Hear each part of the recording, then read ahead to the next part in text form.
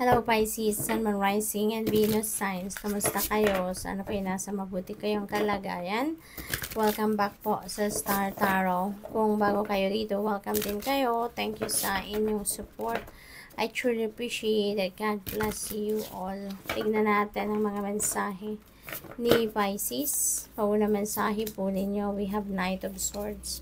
Ayan, so dito sa Knight of Swords, there could be some conflict happening between you and another person. At maaring ito yung, baka meron tension, no? May tensionadong sitwasyon kayo between some people and you. What else? We have Tower. Ayan. So, Tower is a change energy. No? This is a transformation energy. So, siguro, meron ditong mga kaganapan sa buhay ninyo wherein hindi ninyo ito napaghandaan, hindi ninyo ito napagplanuhan, but it is going to happen because it is the divine universe doing this favor for you, no? Nabaguhin ang inyong sitwasyon.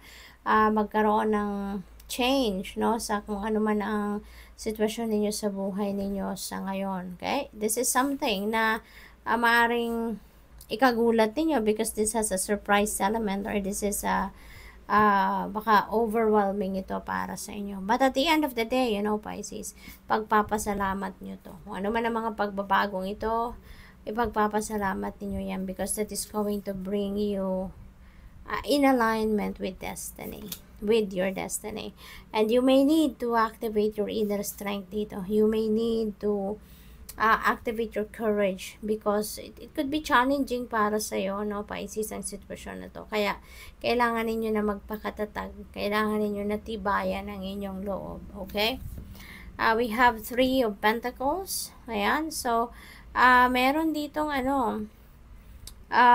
meron ditong success na naghihintay sa inyo. No? Papunta kayo sa ladder of success. Paakyat kayo sa ladder of success. No? So, depende sa inyong sitwasyon, kung trabaho man to, career, negosyo.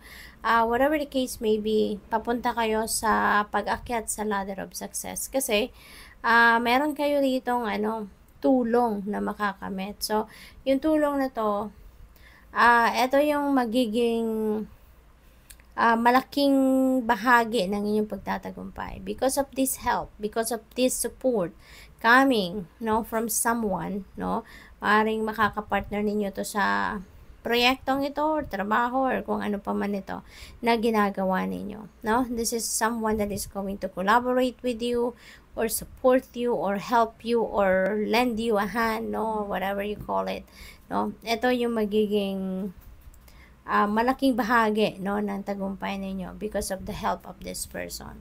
So, what else? We have King of Cups. Ayan. So, you're going to be very, ngayon, extra sensitive and extra intuitive, extra warm-hearted, kayo. Magiging extra empathic din kayo. Kasi very din kayo very intuitive and sensitive kayo.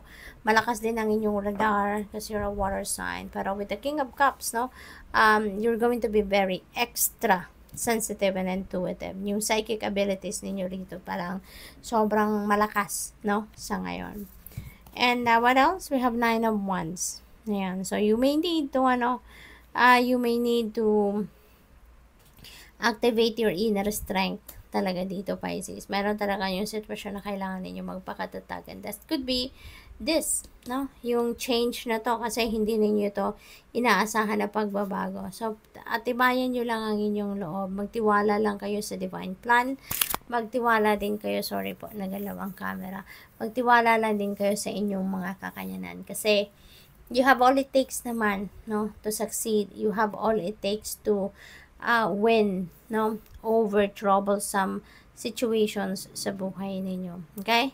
Kaya magtiwala lang kayo. Kung ano man yan, ng mga pagbabagong yan na magaganap sa buhay ninyo, kayang-kaya ninyong mag-adjust dyan, Pisces? So, what else? We have 2 of Wands. Ayan. So, meron ditong meron ditong partnership talaga na maaring dumating, maaring pasukin kayo, collaboration. At there is also plans, na bubuuhin kayo rito. At saka maaaring yung mga plano ninyo rito, no? Maybe that is your plan that you're going to roll out, no? Dito, may katulong kayo. No? Maaaring related yan sa negosyo, sa career ninyo. Baka mayroong career move na gagawin ng iba sa inyo rito. We have King of Swords. Ayan. So, siguro, kailangan din ninyo, no? Dito siguro sa pagpaplano ninyo, baka kailangan ninyo dito na kumonsulta, no?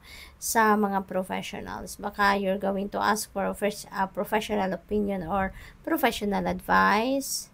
Dito Pisces, no? Kaya siguro magsasangguni kayo sa mga, sa mga kilala na ninyong professionals, no? Depende sa inyong sitwasyon. So, good luck.